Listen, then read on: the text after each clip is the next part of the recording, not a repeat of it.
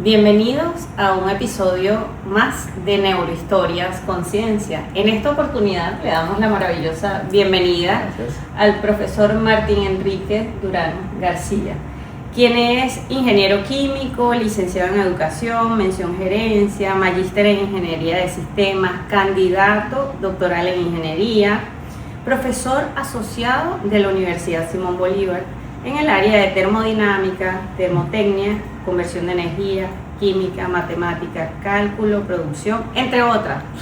No vamos a extendernos más, porque la verdad que la presencia de profesor Martín en este espacio para nosotros es un privilegio tenerlos acá. Muchas gracias. Bienvenido, Martín. Bienvenido. Gracias, Martín. Muchas gracias. Es un placer. Bueno, Gracias. como ustedes saben, me acompaña mi partner, Shirley Camarán y Marlene Salvatierra. Martín, esto es un podcast entre amigos. Ok. Nosotras queremos que nuestra audiencia, que son nuestros estudiantes, nuestros colegas, amigos, familiares, sepan qué hay detrás del profesor universitario. Y lo primero que queremos hacer contigo y que hemos hecho con casi todos nuestros invitados es hacer un viaje hacia tu vida personal. De acuerdo. En el ejercicio de la labor académica, porque recuerden ustedes que estamos desde la sala de los profesores. Ok. Entonces, siéntete cómodo, relajado, no te vamos a pellizcar. Entonces, bueno, básicamente para empezar, nos gustaría saber qué te motivó a ser docente. ¿Quién es Martín Durán, el profesor? Oye, qué interesante pregunta, porque cuando yo escucho la misma, lo que pienso es, bueno, primero soy un ser humano, ¿no? Y como ser humano hay muchos matices, desde esas virtudes, esas competencias, esas habilidades y obviamente esos aspectos a mejorar y que no son necesariamente tan agradables para algunas personas. Yo pienso que para empezar o llegar a este punto de ser docente, he pasado por una experiencia de vida. Vengo de una familia humilde, pero cuando hablo de humilde, donde se nos ha enseñado principalmente unos principios muy básicos: trabajo, constancia, el entender que necesitamos el uno del otro para poder también seguir avanzando. Y en la medida que yo me iba desarrollando en mis estudios como tal, especialmente en bachillerato, cuando uno va creciendo un poco más, sí hubo cierta tendencia a tener afinidad con la parte numérica. Me sentía cómodo, no me sentía superdotado ni que era superior ni nada por el estilo, pero sí me sentía cómodo, me iba muy bien. Y cuando yo estoy precisamente alrededor del tercer o cuarto año de bachillerato, empecé a hacer cosas que, más que catalogarme como una persona de un nivel de avance o sobresaliente, me gustaban hacer cosas distintas. ¿Qué cosas distintas hice? Bueno, ¿qué puede hacer un muchacho de tercer o cuarto año de bachillerato? Lo normal, lo que puede hacer cualquier estudiante. Pero sí empezó desde allí mi pequeña semillita por la investigación. Entonces esos famosos experimentos de biología y algunas prácticas de química, de física me llamaron muchísimo la atención, hasta que llegué a participar en cuarto y en quinto año en lo que en su momento se llamaba las convenciones juveniles de avances para la ciencia de ASOVAC. Okay. Y bueno, participé. Evidentemente tenía muchas cosas que aprender porque no era para nada un profesional ni un científico en ese momento, pero sí tenía la curiosidad y sobre todo el hacer algo distinto. Participé, yo soy de San Felipe, estado de Yaracuy, y participé allí en esa etapa regional, pero en quinto año, como fui puliendo un poquito más con los profesores con los cuales estaba trabajando, bueno, decido emprender ir un poco más allá de lo que estaba haciendo, lo convencional, y llegué a trabajar allí en varias experimentaciones, que inclusive fue un Festival Nacional de la Ciencia. Y recuerdo clarito que cuando digo que hago cosas distintas, que el día de mi graduación de bachiller, la graduación era a las 4 de la tarde, y llegué a las 2:30 de la tarde de viaje del congreso, y era algo que me gustaba hacer, lo hacía con todo el cariño, con todas las imperfecciones que tenía en el momento, y eso me hizo caer en conciencia que me interesaba conocer y hacer cosas distintas. Total. Me llevé al ámbito universitario, estudié ingeniería, ingeniería química, y como todo estudiante de ingeniería, sufrí. Por eso digo que soy un ser humano. Como dicen por ahí, sangraste. Exactamente. Bueno, vi ese sufrimiento, vi esas dificultades que hay naturalmente entre cada uno de los estudiantes, y eso me generó, más que tristeza o frustración, me generó como ese deseo de buscarlo, de decir, ¿qué puedo hacer en medio de esto? ¿No? Evidentemente un estudiante de ingeniería, pero naturalmente cuando yo empezaba a dominar algún tema y otros compañeros me explicaban y así íbamos, empezó de una manera natural que cuando lo que yo iba a explicar se entendía. Con facilidad. Con facilidad. Me gustaba hacerlo, al punto tal que cuando yo llego iniciando mi primer trimestre del segundo año de la carrera, ya yo había hecho todas las gestiones. Fui a los departamentos y les decía, yo quiero dar clases, y me decían, ¿pero qué? ¿Como preparador? Sí, como preparador. Finalmente empecé y di clases de matemáticas en la universidad como preparador, y sin ningún tipo de cambio de actitud. Para mí era una alegría darle clase a mis compañeros, ¿no? Porque habían compañeros que no habían avanzado en el mismo ritmo que yo.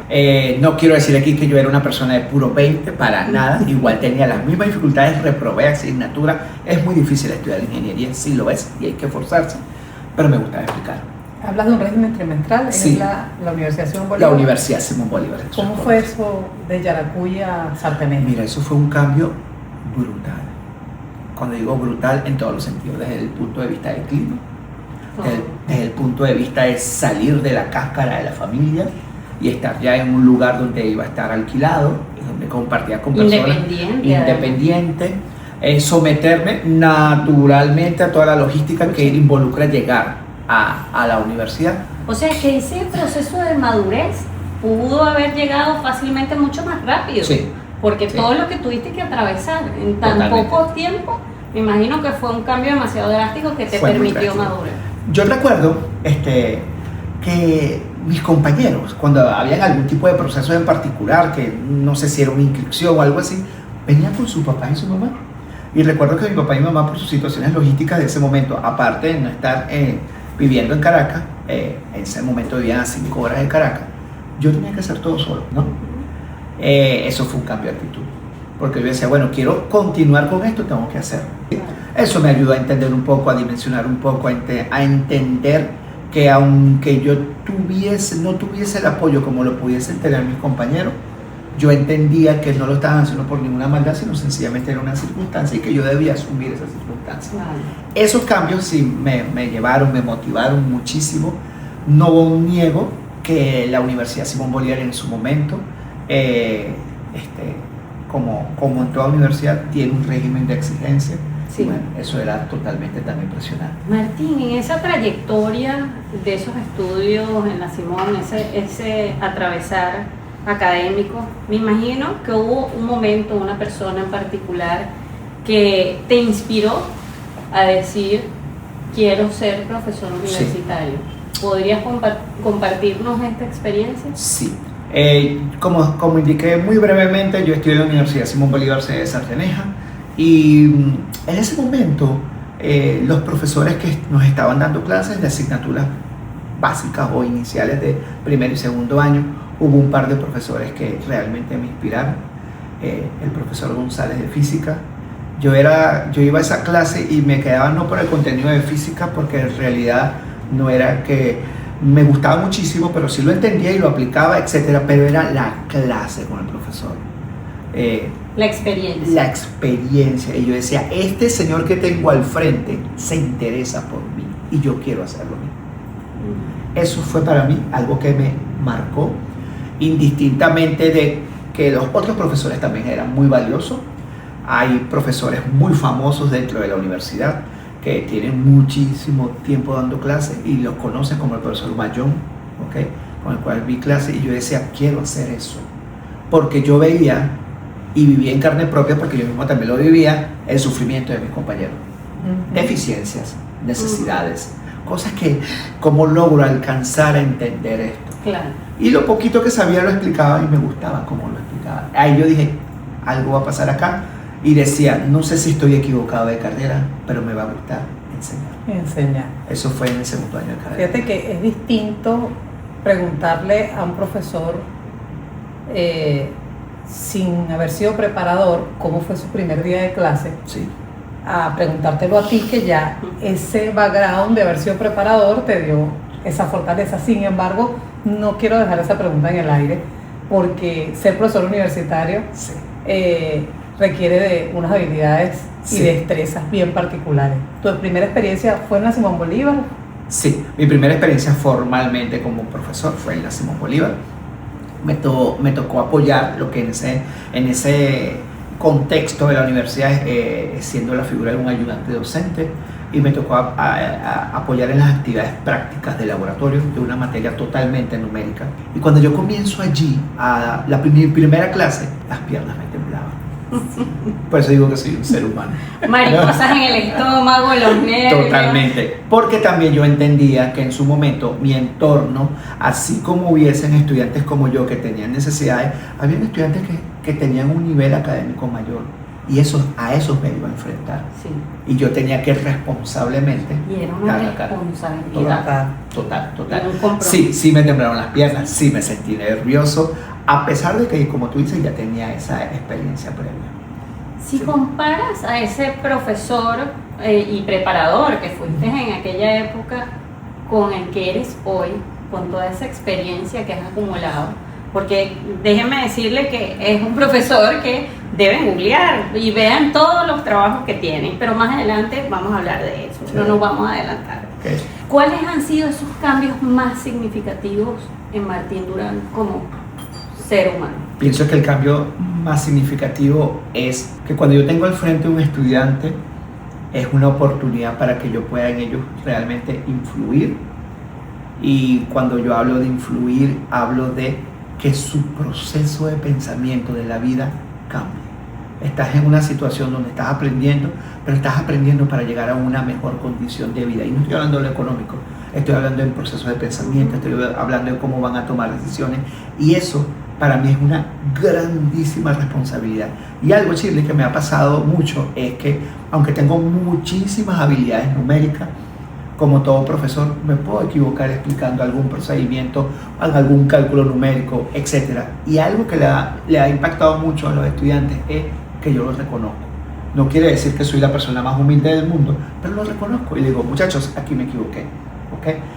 Y el estar en esa experiencia ha existido un mayor acercamiento. Tengo innumerables situaciones con estudiantes donde me indican, profesor, usted para mí es un profesor, estamos muy satisfechos de la forma como nos enseña, pero también es como un padre.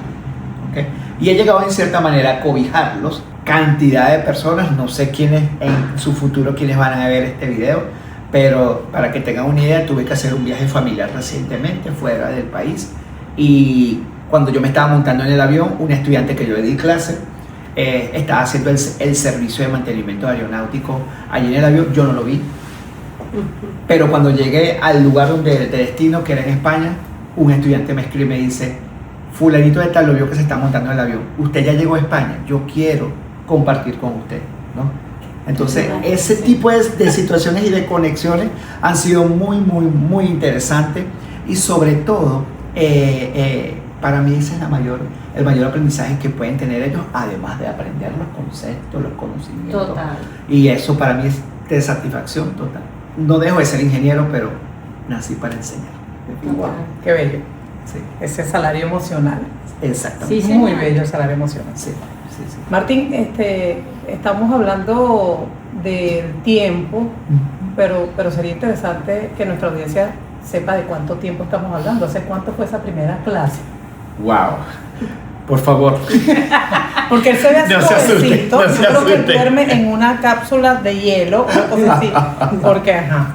Sí, mira, esa primera clase fue, y lo recuerdo claramente, un 17 de septiembre del año 2004.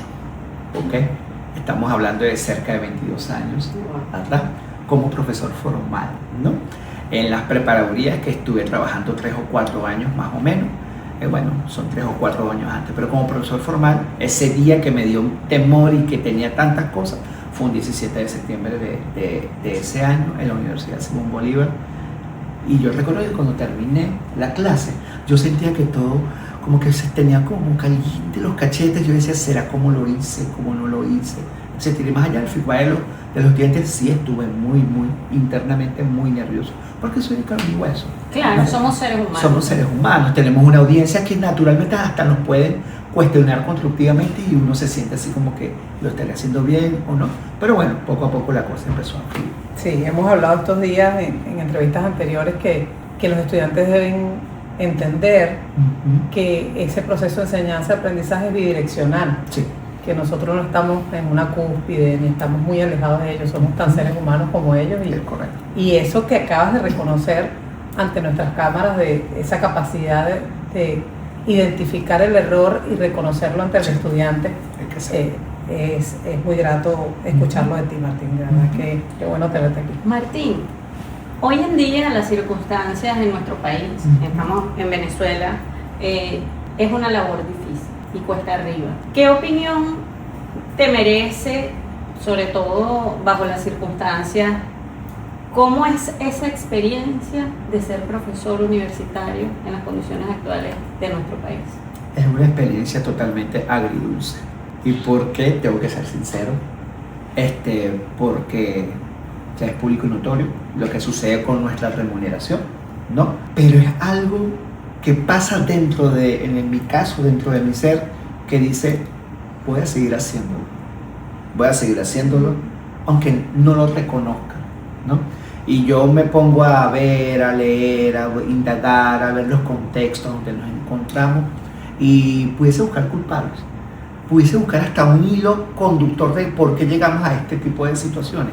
Y ¿sabes qué? Eso me ha costado muchísimo, no tanto en las relaciones interpersonales familiares, pero sí recibir cuestionamientos de los que más me aman, ¿ok?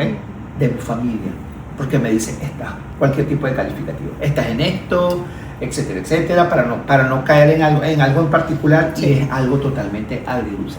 Pienso que lo hago, lo seguiré haciendo, creo que, y lo digo, aunque no lo he comentado, yo soy ingeniero químico, pero el año pasado hice un pregrado, que fue la licenciatura en educación, y sabes, eso fue una explosión que hubo en todo mi entorno. ¿Qué hago yo estudiando después de 20 años?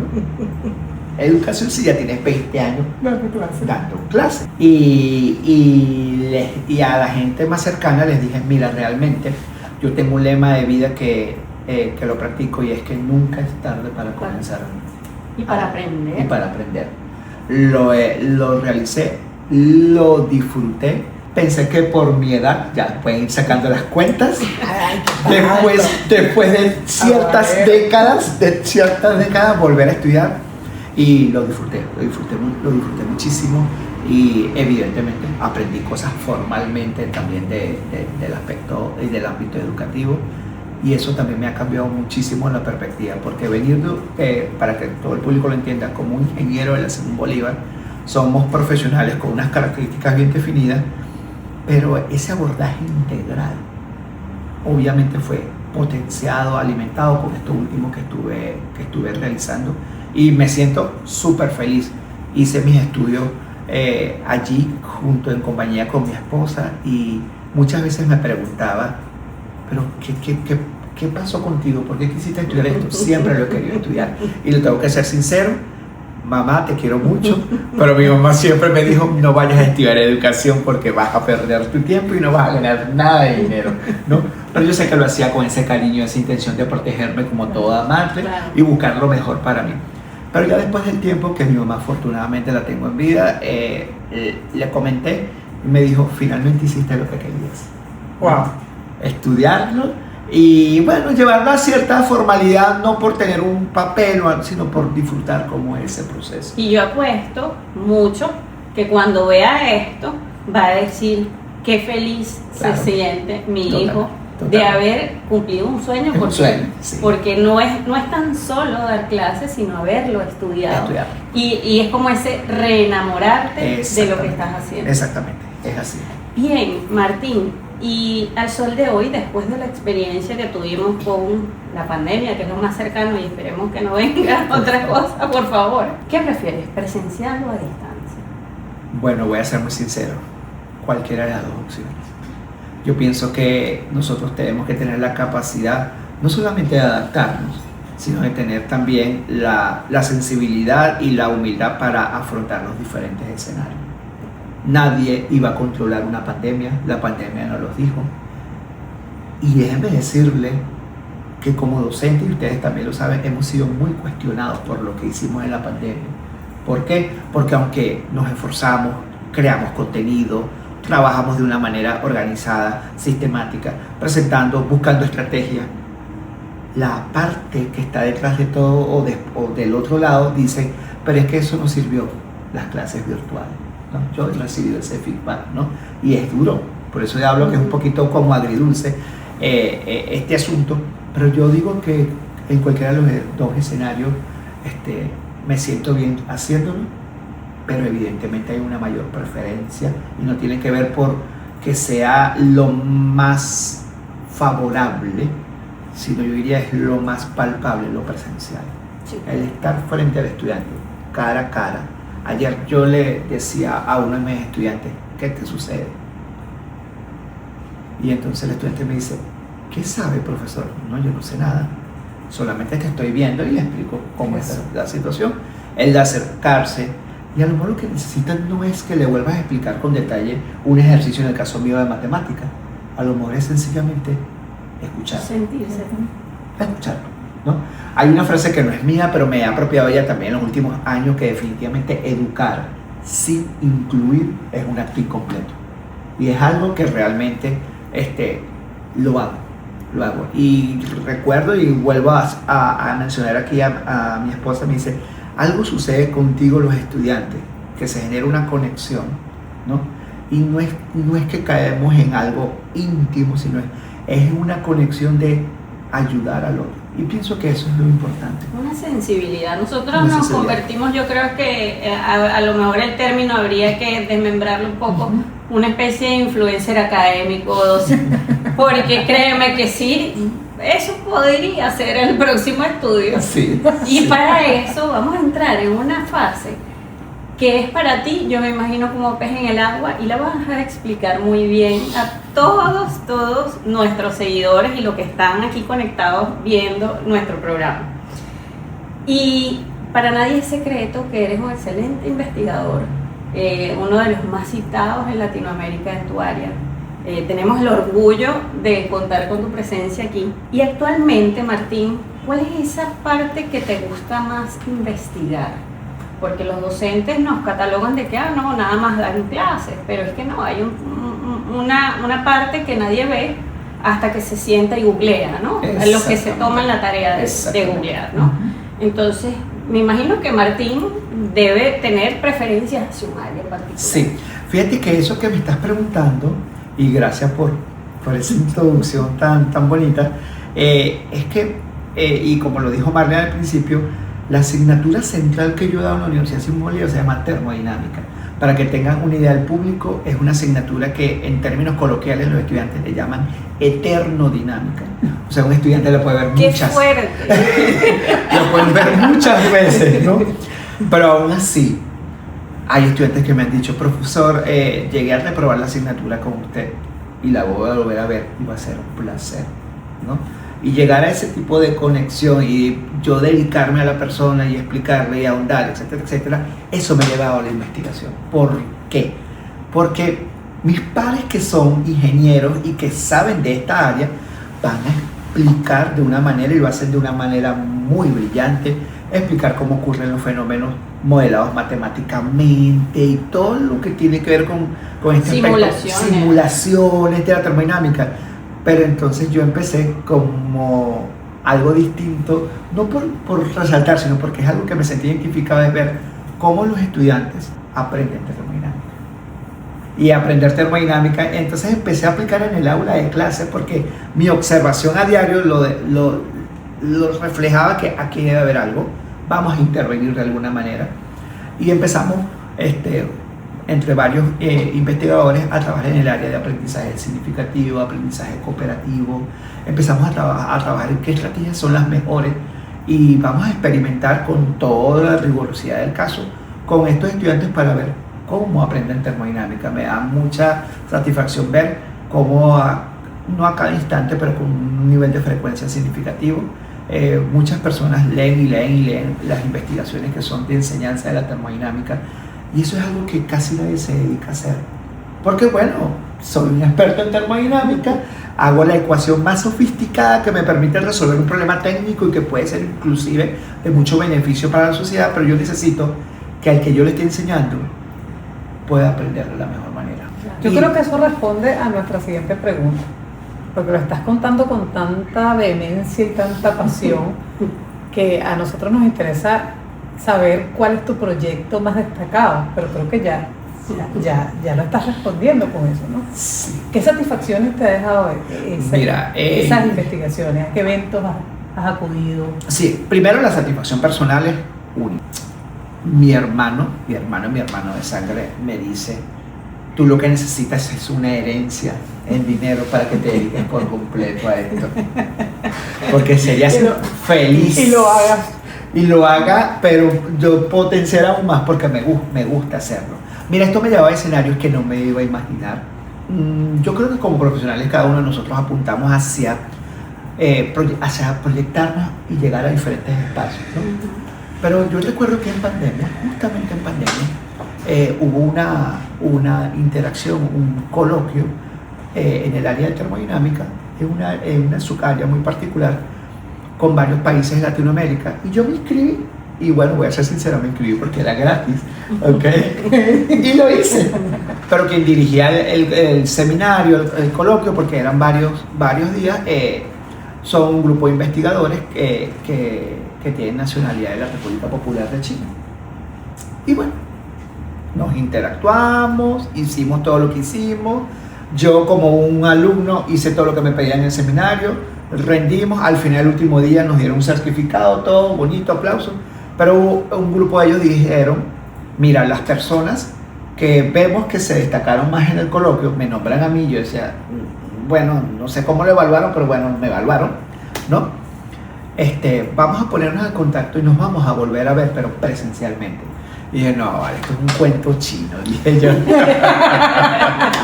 Porque fue literal, a los 2 años. Un cuento chino, me llamaron y me dijeron, queremos hacer ahora la versión presencial en la ciudad de Chengdu, en China. Y bueno, necesitamos saber si tú puedes participar. Wow. Y yo le dije, como yo voy a participar, ¿Con qué voy a ir yo para allá? Y ellos me dijeron, recuerdo que era como un 7, 8 de julio, y me dijeron, mira, el 24 de julio comienza, pero es que no tenía pasaporte, mucho menos una visa para entrar a la República de China.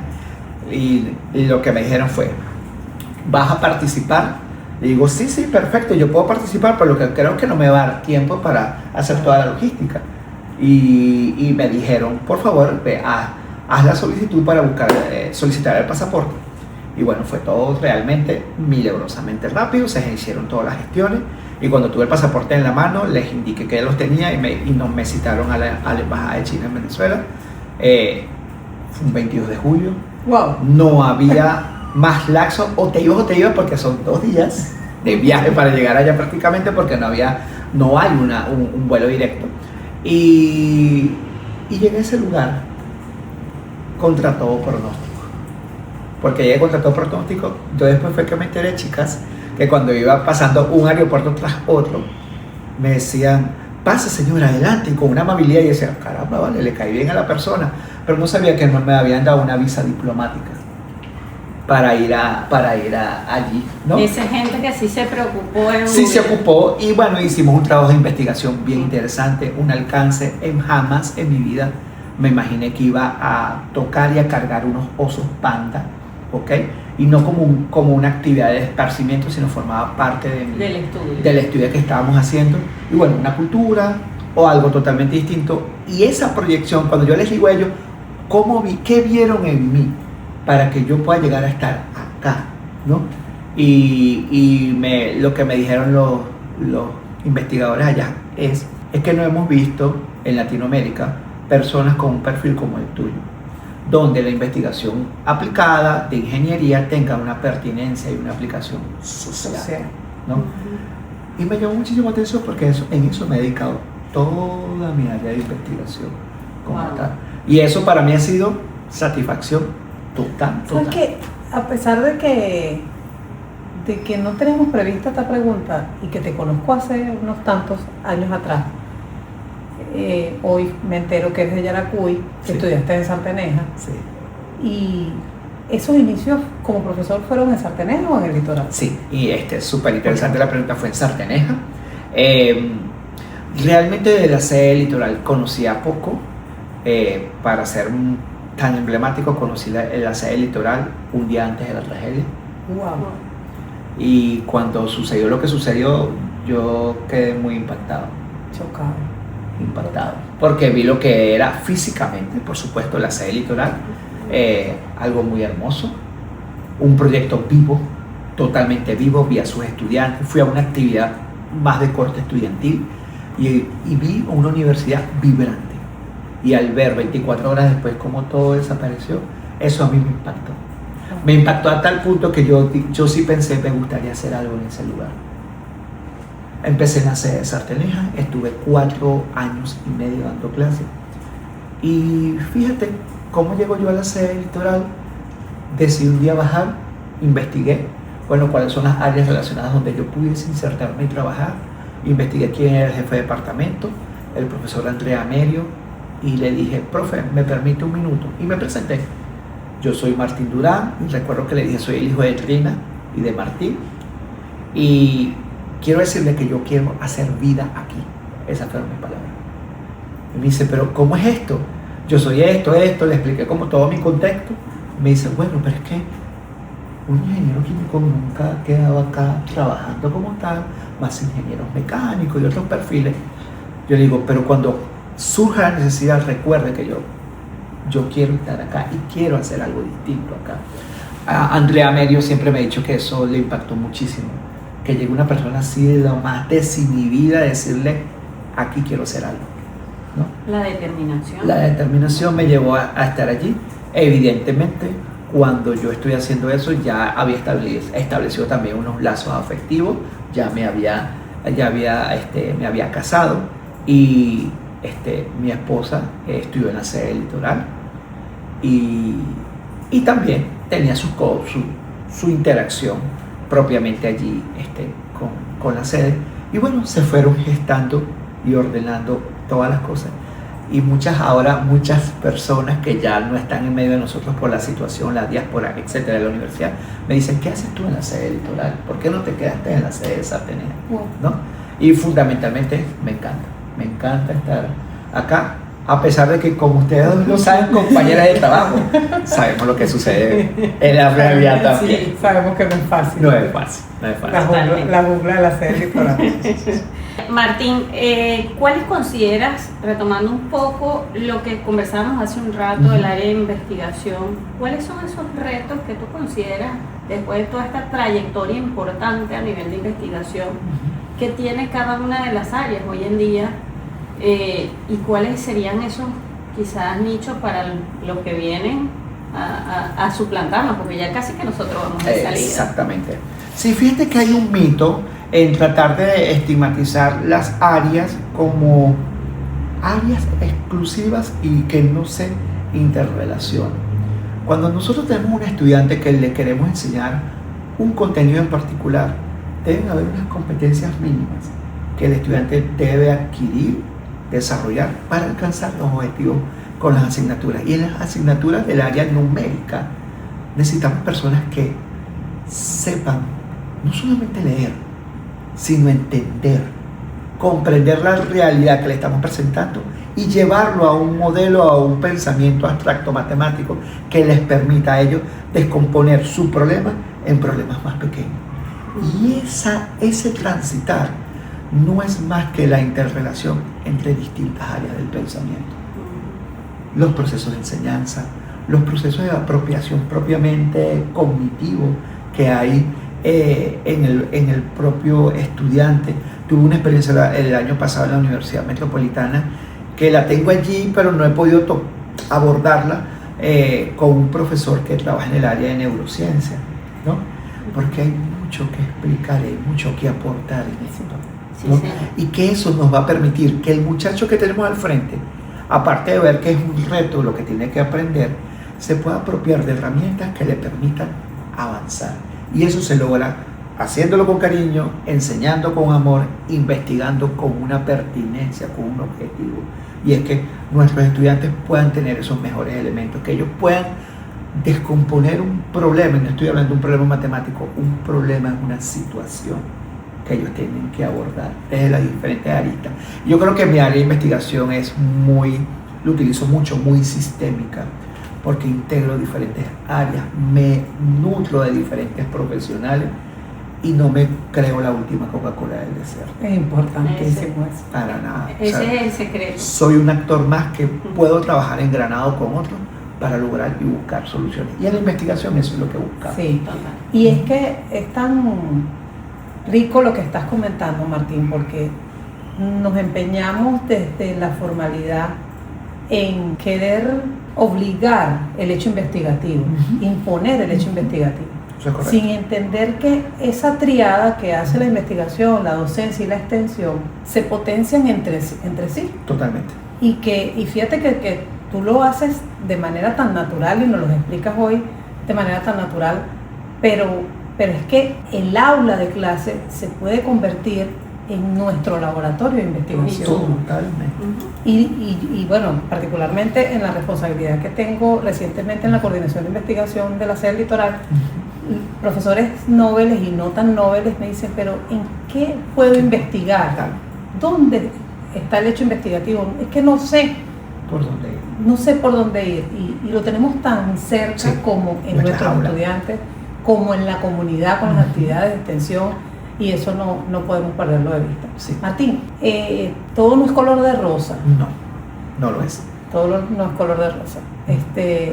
Nos contaste hace un rato una anécdota maravillosa con exalumnos, ese salario emocional, pero durante la actividad en aula, una anécdota no tan reconfortante en estos 22 años. Sí. No puedo decir el nombre de Por favor, no puedo decir el nombre no. de la persona, pero fue con un estudiante, ¿no? Una estudiante, una chica, me emplaza delante de todos los estudiantes y me dice, profesor, usted es muy injusto. Y me empieza a argumentar porque yo soy injusto. Tengo que reconocer que aunque soy bastante, en esos momentos soy bastante tranquilo, por dentro me estaba como encendiendo en fuego, porque yo decía, ¿cómo ella me va a decir esto? No porque no lo pueda decir, sino más bien pienso que estoy siendo hasta benevolente con ellos. Pero la escuché, la dejé hablar y ella me dice, ¿no me va a decir nada? Le digo, no, déjame procesar lo que tú me estás diciendo, entenderlo y luego podemos conversar. El día de hoy es una exalumna que no ha, por lo menos en los últimos 10, 15 años, no ha dejado de felicitarme el día de mi cumpleaños. Siempre escribe y siempre me dice, nunca me imaginé lo que iba a aprender de esa experiencia que tuve con usted, profesor. ¿No? Y no es porque se trata que la traté bien o no, yo me molesté y habían cosas que estaba diciendo ella que yo decía, creo que no son las correctas, pero no caí en el conflicto. Claro. Directamente con ellos. Me senté, analicé, decanté, saqué las cosas que realmente tenía que ajustar y luego lo conversé con ella. Todo el mundo decía, ella va a raspar con el profesor Martín, la va a raspar como tal. Si te soy sincero, ahorita no recuerdo si reprobó o no, pero yo creo que aprobó la materia conmigo. Pero fue muy fuerte, porque ¿saben qué? Nosotros como docentes, aunque lo hagamos con con la mejor intencionalidad, con ese sentido de pertinencia, de acción y de entregarnos, cuando nos confrontan de esa manera poco elegante y que te señalan, no es una situación cómoda. No es una situación para nada cómoda. Y sí recuerdo, no es todo color de rosa. Hay estudiantes que, por ejemplo, me han dicho, profesor, lo que pasa es que usted tarda muchísimo en entregar las calificaciones. Sí, eso es algo que yo tengo que mejorar. Por diferentes razones. que no tienen que ver con que me justifique que tenga o no la razón, pero sí me tarda. Entonces yo también tengo que reconocer de que eso ocurre, ¿no? Y que son cosas que tengo que mejorar. Y que cuando justamente estaba en estos últimos años estudiando educación y viendo algunas de las asignaturas relacionadas propiamente con el proceso evaluativo, comprendí que debería ser ajuste. Comprendí los ajustes que tengo que hacer. Entonces sí, es un aprendizaje. Vuelvo y repito, somos seres humanos que estamos aprendiendo, pero que tenemos un rol en este momento, o por lo que yo lo considero así, de educar, de enseñar, Total. de conectar. Fíjate, Martín, qué bonita experiencia la que nos cuentas, pero me imagino que dentro de estos 20 y tantos años de carrera, debes haber tenido algún momento desafiante en el aula, un tema difícil de explicar. Sí. Porque ya hablaste del como que puede ser que alguien te debata tu forma de dar clases, pero también estamos en un entorno que hay mucha neurodiversidad actualmente y que para eso también tenemos que estar preparados. Sí. Entonces, bueno, este es el momento. Sí, me hace recordar en mi formación reciente en educación, vimos una asignatura que se llama Atención a la Diversidad, ¿no?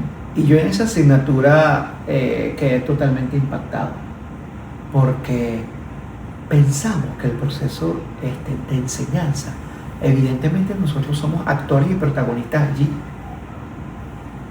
pero lo que pasa por el cerebro de estas otras personas, hay que aprender a identificarlo, a trabajarlo. Como lo tengo que decir así abiertamente, como universidad, sea cual sea, en nuestro país no estamos todavía al nivel adecuado para atender a un estudiante como se debe atender con estas condiciones. Hay que transitar muchísimo desde el punto de vista legal, de políticas, de ejecución como tal, de líneas de acción, de acondicionamiento de los espacios, ¿no? Pero nosotros como profesores, yo creo que todo docente debe en la actualidad capacitarse en esta área para poder entender qué cosas resaltan, qué cosas no resaltan, qué cosas hay que abordar en medio del proceso de enseñanza con estos estudiantes que pueden ser muy brillantes en áreas que ni nos imaginamos y que te pueden confrontar de una manera muy, muy particular. Es un desafío enseñar con unos grupos tan heterogéneos como lo hay en la actualidad, y que no es un secreto que ya no estamos en un porcentaje tan pequeño con estudiantes neurodiversos, estamos en un porcentaje que ya va subiendo los dígitos. Sí, señor. Sí. Ya no es un 2 o un 3%, ya estamos... Y son porcentajes declarados, además. Declarados oficialmente. Así es. Y creo que como docentes tenemos que capacitarnos para ello. Es así. Fíjate que bueno, tienes además la experiencia de ser papá de 3. Sí, correcto. Y como padres eso nos genera un plus, que es esa sensibilidad. Sí. Vivida con nuestros hijos, con los compañeritos de nuestros hijos y ya llevarlos a la universidad. Pero requiere también de formación, de políticas, de normas, de estrategias formales para que ese transitar del estudiante universitario con una neurodivergencia sea tan cómodo como sea posible. Parador. Así es. Martín, el legado, un exalumno que recuerdes, brillante, que hoy esté haciendo algo que sea digno de resaltar. Wow, se me arruga el corazón porque hay unas cositas que me hacen recordar. Mira, saben que en la universidad suceden tantos eventos y tantas actividades que yo pienso que el mayor legado que yo puedo dejar en algunos estudiantes es en impulsarlos con orientación adecuada que alcancen algunos objetivos particulares. Yo recuerdo que en el año 2012, para no entrar en ningún tipo de detalle, llegaron 2 empresas transnacionales en el área de ingeniería y tecnología a la universidad y hicieron un proceso de selección. ¿Para qué? Bueno, para estudiantes que quisiesen, por ejemplo, hacer pasantías en esas empresas, o estudiantes que estaban en condición de salida que quisieran ser captados como talento humano nuevo a esas organizaciones. Y recuerdo a 2 estudiantes, uno de ellos que lamentablemente vivió las consecuencias de estar encarcelados por manifestaciones estudiantiles en el año 2016. Y voy a decir nada más su primer nombre para no comprometerlo. Luis me dijo, ¿qué hago? Participo, porque claro, estuvo preso y ahí viene toda una situación legal. Y dije, sé auténtico, sé lo que tú eres, tú di la verdad y di qué es lo que te pasó. Y eso lo hizo, lo investigaron, pasó por el proceso de selección y en este momento él siempre me agradece. Él es uno de los gerentes de operaciones de Fly Dubai en este momento. Wow. Y me dice, siempre me dice, y me da risa porque digo, mis hijos me dicen, aprovecha la oportunidad, me comenta, cuando usted quiera, usted me dice y lo recojo en Panamá, ¿no?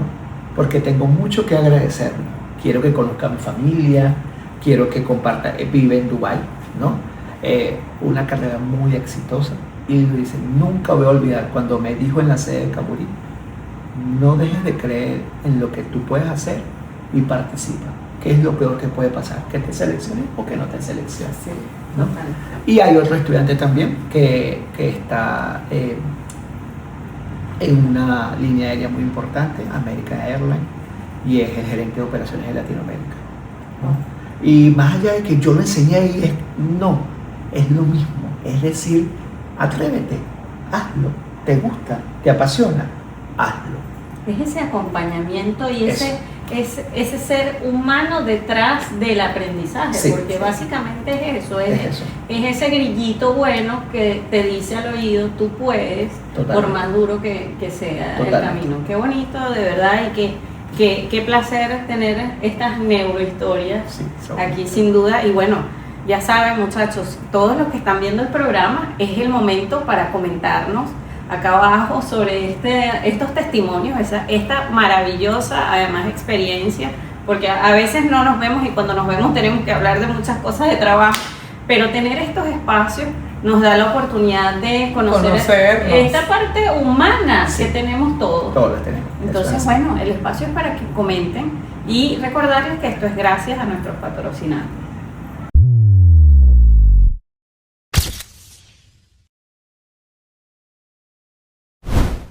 De verdad que bueno, estoy erizada con tus historias, porque uno cree que conoce a la gente, Sí. pero la verdad es que no tanto. Yo sé que todo el que vea este programa, que está cargado de motivación desde el inicio, estudiantes, profesores, van a entender entre líneas motivaciones, consejos, guiaturas, pero en este momento ser profesor universitario representa un reto, porque bueno, además está el elemento inteligencia artificial. ¿Qué le dirías hoy a esos individuos que quieren incursionar en esta tarea que es la labor docente?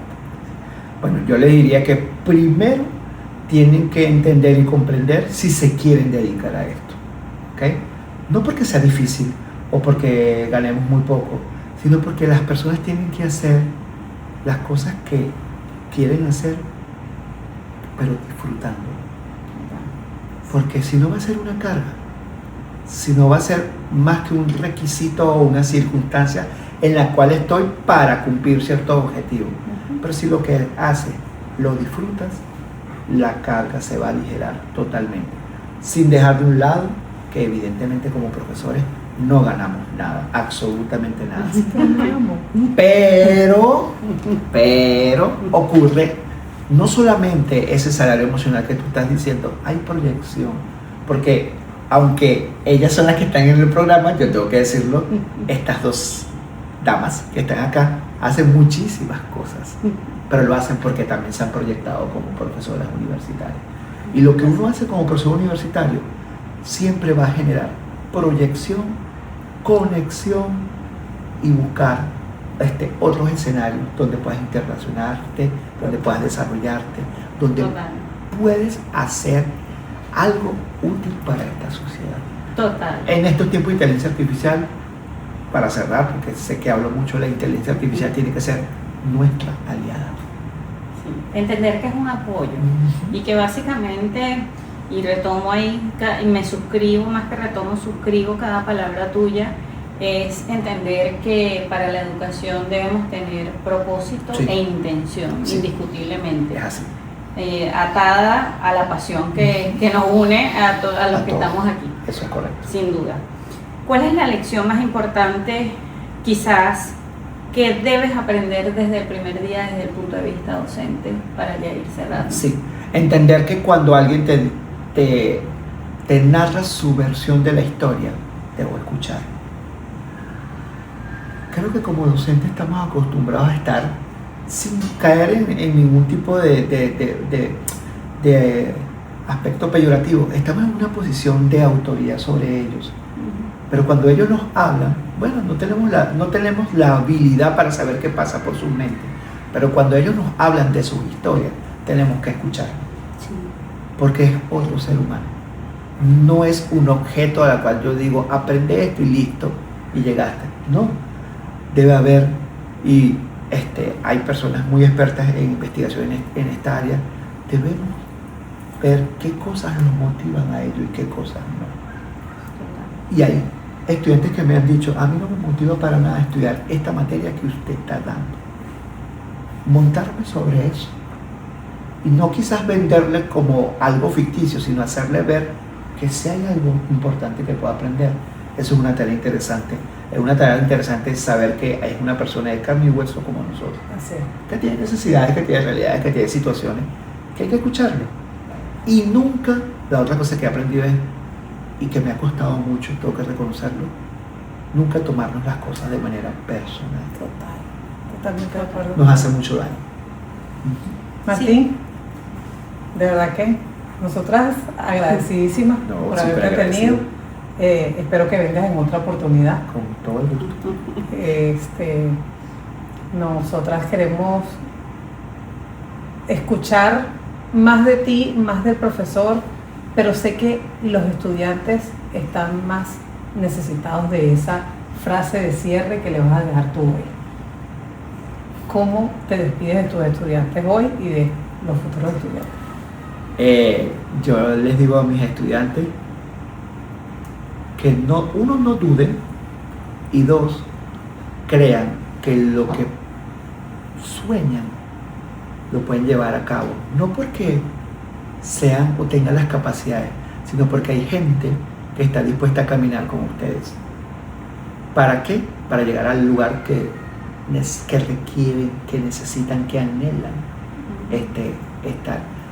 Yo quiero hacer la salvedad que, aunque dije 2 casos de estudiantes bastante exitosos, también tengo casos de estudiantes muy exitosos que no están en empresas de tanto renombre, pero que son seres humanos de bien, formados con capacidad crítica y que toman las decisiones y que se pueden equivocar igual que nosotros, pero que buscan hacer las cosas bien. Y ser estudiante realmente es un reto en la actualidad. Logísticamente es muy complicado en la actualidad, pero los estudiantes, chicos estudiantes, no desmayen. Aunque quizás no tengan el apoyo en otros escenarios con otros docentes, no desmayen, porque tienen que seguir avanzando. Porque en medio de la dificultad va a aflorar en cada uno de ustedes lo que realmente son. Oye, qué bonito lo que acabas de decir, Martín, y qué palabras tan sentidas, de verdad. Bueno, imagínense si fueron sentidas aquí presencialmente, ¿cómo lo van a sentir tus estudiantes cuando te vean? Esos estudiantes que tenían muchísimos años quizás sin verte o tener contacto o saber de ti, y que lo vean de esta parte. Y bueno, tenerte para nosotros ha sido un placer. Muchísimas Espero gracias. que vuelvas desde otra sala, porque esta va a ser desde los profesores, pero posiblemente vuelvas desde otra sala más adelante. Así es. ¿Qué estarán remediando ustedes?